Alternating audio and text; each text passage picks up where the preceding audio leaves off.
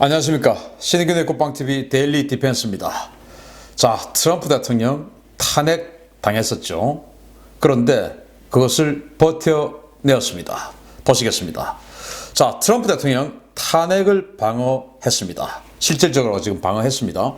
자, 이것이 우리 한반도 정세에 미칠 영향, 후폭풍은 뭔지 한번 분석해 보도록 하겠습니다.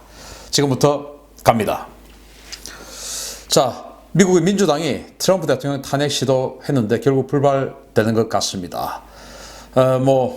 민주당에서는 이 트럼프 탄핵 정국을 되도록 길게 끌어가서 계속 트럼프 대통령을 흔들려고 했으나 이게 조금 빨리 끝나는 것 같아요. 자, 언론에 쭉 나왔는데, 자, 수개월 동안 도널드 트럼프 대통령의 발목을 잡았던 탄핵 정국이 사실상 끝났다. 미국 상원의 트럼프 탄핵안 표결은 현지 시각으로 오는 5일 오후 4시에 진행될 예정이며 전체 100석인 상원의 의석 가운데 공화당 53석, 민주당 45석으로 67명의 찬성표가 필요한 탄핵안 가결은 불가능한 것으로 평가된다. 민주당은 상원의 진실을 외면하고 거짓 재판을 했다라며 강력 반발하고 있으나 상원 법사위원장인 공화당의 린지 그레이엄 의원은 재판이 빨리 끝나야 한다라며 서둘러 탄핵 심판 절차를 마무리할 의지를 피력했다라고 지금 보도가 됐습니다. 자, 상원 법사위원장이 린지 그레이엄, 우리도 잘 알고 있죠. 아주 강경파고 트럼프 대통령과 아주 성향도 비슷하면서 절친한 사람이죠. 그리고 대북 강경파입니다. 하필 이 린지 그레이엄 상원 의원이 상원의 법사위원장이에요. 그러니까 법사위원장이란 뭐냐? 회의를 진행할 수 있는 권한을 가지고 있죠. 지난번에 우리 국회에서 벌어졌었던 그 여러 가지 공수처라든지 이런 법안들이 있었지 않습니까? 패스트트랙. 그것을 할 때 그 회의를 진행하는 의장의 역할이 얼마나 중요했던 것을 우리는 알 수 있었습니다. 크게 논란이 없고 이럴 때는 의장의 역할이 없지요. 그런데 이것이 빨리 진행돼야 된다든지 어떻게 해야 된다든지 하는 방법론, 이런 것에 있어서 의장의 권한은 굉장히 중요합니다. 그래서 이제 하원 의장 낸시 펠로시는 이 탄핵안을 상정시킴으로 해서 트럼프 대통령을 흔들고 이 흔드는 전국을 되도록 길게 끌고 가고 싶어 했고, 그러면서 이제 자신들의 위원이라든지 이런 것들도 가급적 천천히 선임을 하고 하는 이런 것들을 보여줬는데, 그 상원의 탄핵을 이제 결심하는 상원의 법사위원장은 린지 그레이엄입니다. 이 사람은 빨리 회의를 진행을 시켰고, 지금 이제 거의 며칠 후죠. 우리 시간으로는 2월 6일 목요일이 되면 결과가 나오는데, 트럼프 대통령이 탄핵될 가능성은 거의 0%라고 해도 과언이 아니죠. 그런데 문제는 이 탄핵안 전국 속에서 사실은 최종 승자는 트럼프 대통령이다. 이런 분석이 쫙 나오고 있습니다. 왜냐? 바로 이런 내용 때문이에요.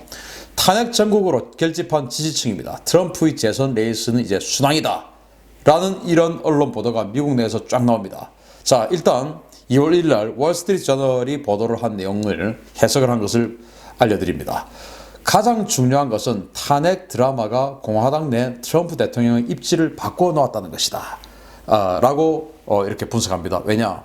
공화당 내에도 사실은 트럼프 대통령을 맞득지 않게 생각하던 사람들 많이 있었지 않습니까? 예를 들면 지금은 돌아가셨는데 존 S. 맥케인 상원 의원 같은 경우는 트럼프 대통령을 사실은 굉장히 좀 아래로 보고 하던 그런 사람이었어요. 그래서 공화당 내 전통적인 어떤 미 공화당 내 전통적인 정치인들은 굉장히 좀 희한한 사람이니까 이제 이런 사람들이 있었죠.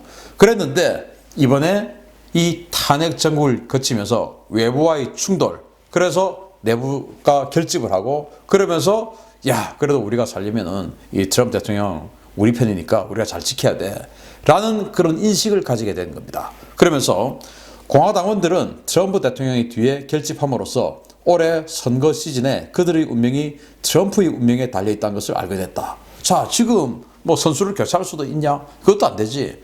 자, 어차피 탄핵을 안 될 것이라는 것은 이 탄핵 전국 시작부터 알고 있었지. 그런데 트럼프가 흔들리면 어떻게 돼? 우리가 지는 거야. 그러니까 트럼프가 흔들리면 안 돼. 그러니까 빨리 우리 결집하자라는 것을 공화당원들, 전국에 있는 공화당원들이 스스로 느끼게 된 거죠.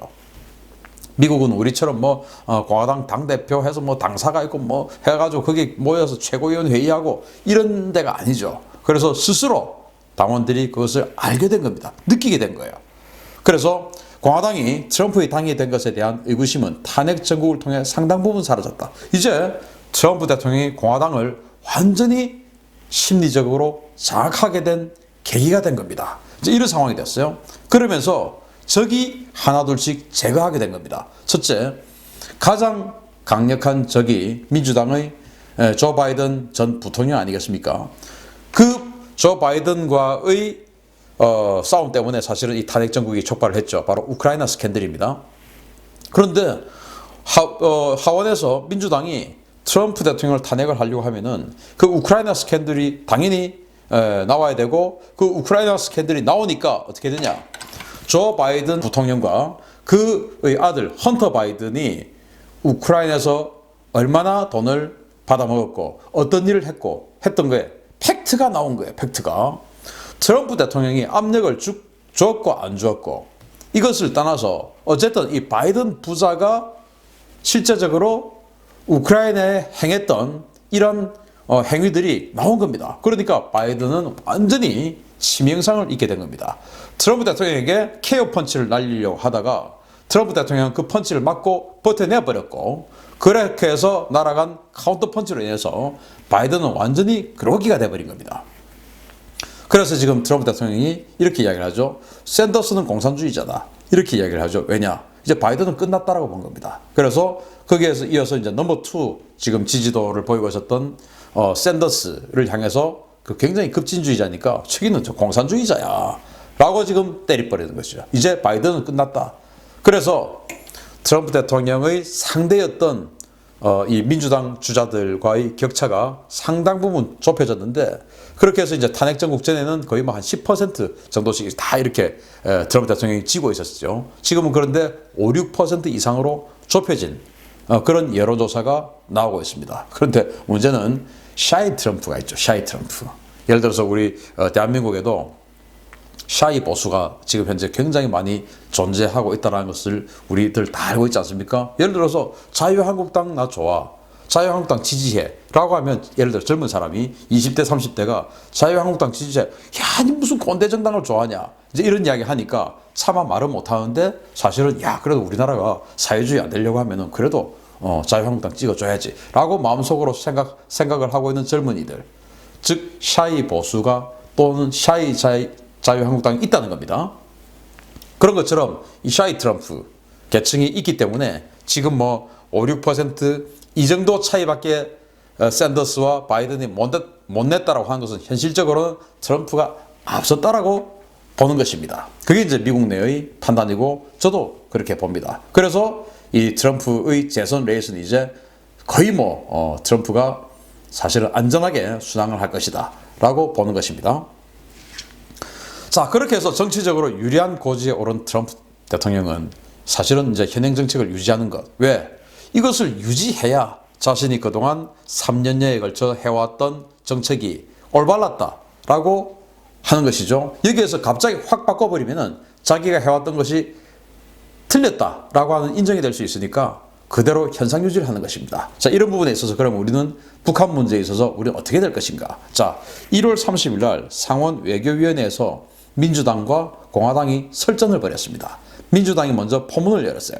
어떻게 포문을 열었냐? 이렇게 포문을 열었어요. 트럼프가 북한에 대한 정당성을 부여해서 북한의 고립을 약화시켰다.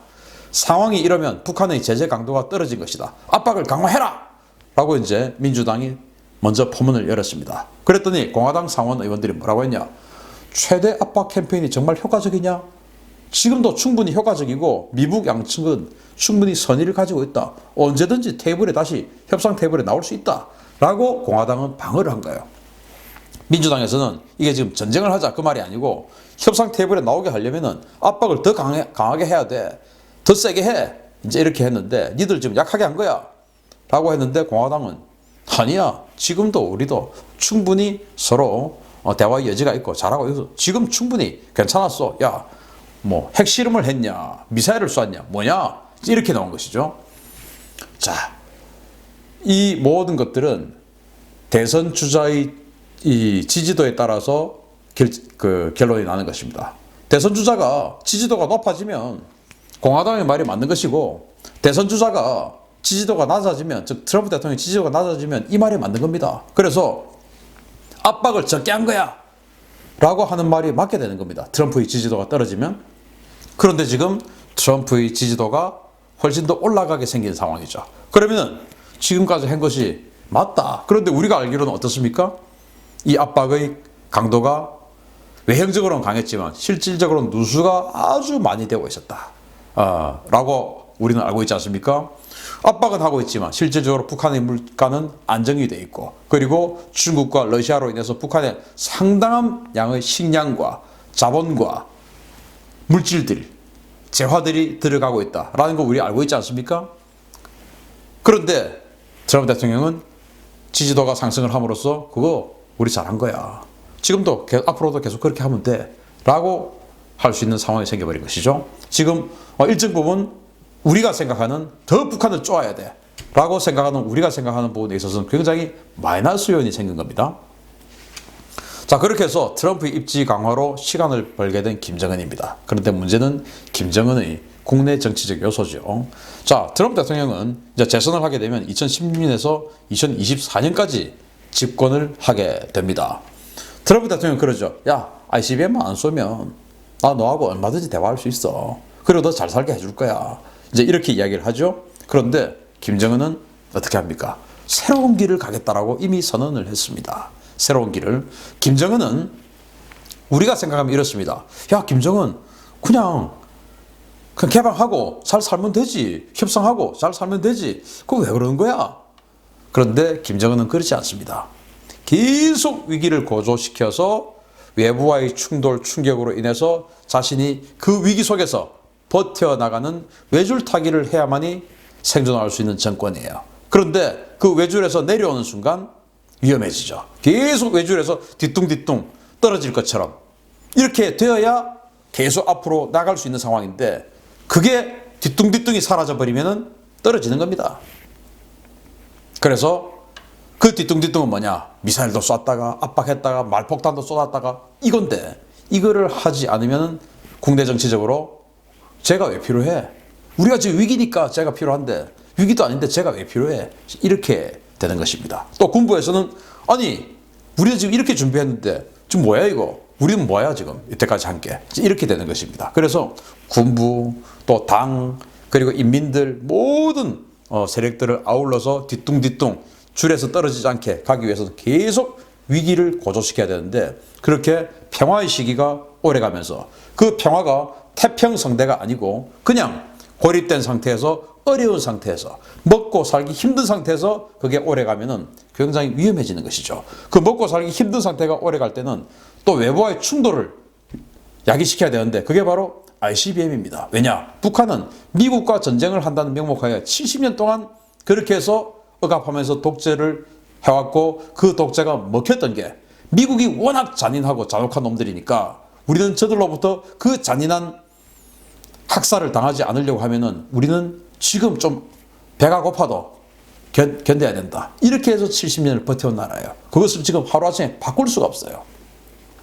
자, 그런 상황에서 두 남자가 딜레마입니다. 트럼프는 지금 이제 탄핵 정국을 너무나 신속하게 돌파를 해버렸고, 그 탄핵 정국을 돌파하는 과정에서 거의 최대의 상대였던 바이든을 그냥 케어 펀치를 한 방 날려버리는 이런 성과를 거두었죠. 그래서 선거 전까지 아무 일만 없으면 되는데 선거 전에 쏘지 마라. 쏘면 너 죽는 거야 임마. 이렇게 마음속으로 이야기를 합니다. 그런데 김정은은 그렇죠. 예, 맞아요 형님. 안 쏘는 게 저도 좋은데요. 근데 국내 정치적 상황 때문에 안 쏠 수가 없네요. 어떡하냐요. 큰일 났네요. 자, 그래서 트럼프 대통령 입장에서는 김정은이 안 쏘면 그냥 이렇게 가는 겁니다. 그러면 김정은 입장에서는 핵무기를 공고히 하게 되고, 지난 2018년, 2019년 이렇게 협상하고, 또 2019년 뭐 협상도 제대로 안 했지만 어쨌든 그냥 트럼프 대통령의 인정하에 미사일 빡빡 쏘면서 자신들의 재래식 능력까지도 왕창 상승을 시켰었는데 이런 식으로 계속 가야 되는데 그래도 더 이상 이제 안 쏠 수가 없네요. 어떡하나요? 이제 이런 딜레마에 빠지게 됩니다. 자, 그러면은 김정은이 쏘게 되면 어떻게 됩니까? 트럼프 대통령은 다시 강경정책을 안 나갈 수가 없습니다. 왜냐? 지금 대선까지 9개월이 남았는데 9개월 동안 무슨 일이 벌어질지 아무도 모릅니다. 선거란 게 그렇습니다. 그래서 그러한 변수가 나타나면 신속하게 그 변수를 제거를 해야 됩니다. 그러면 더욱더 강력한 압박 정책, 군사적 옵션 가능성 이런 것들을 계속 보여주게 되죠. 왜? 미국 국내 정치적으로 자신의 정치적 승리를 하기 위해서는 어쩔 수가 없습니다.